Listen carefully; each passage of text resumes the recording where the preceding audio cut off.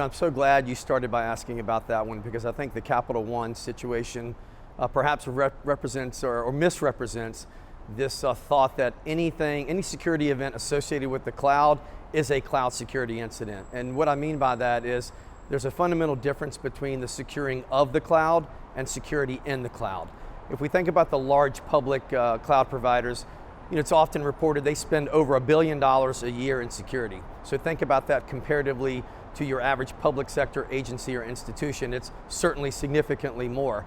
But even with all of that infrastructure security, there's this challenge that the customer doesn't realize there's a shared responsibility, which is more the security in the cloud.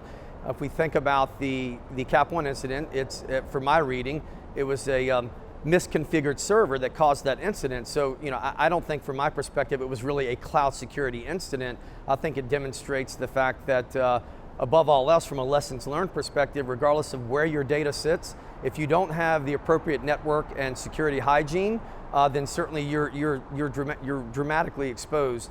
There are solutions out there that will continuously monitor for those types of abnormalities and vulnerabilities, but unfortunately organizations choose not to invest in them until it's too late, and then it costs tremendously more money and resources to remediate that versus what it would have been to defend in the first place. I think secondly is this concept of make sure you read the details, right? Read the fine print.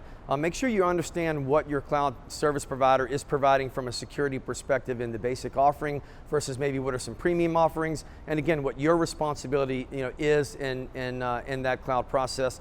And then finally, this concept of security and cloud migration. Even if you have the best security resources in the world, you need to make sure you have experience in migrating applications to the cloud. It's a little bit of a different skill set to do that, and in the event you don't have those, we certainly suggest you bring in a trusted partner to assist with those complex migrations.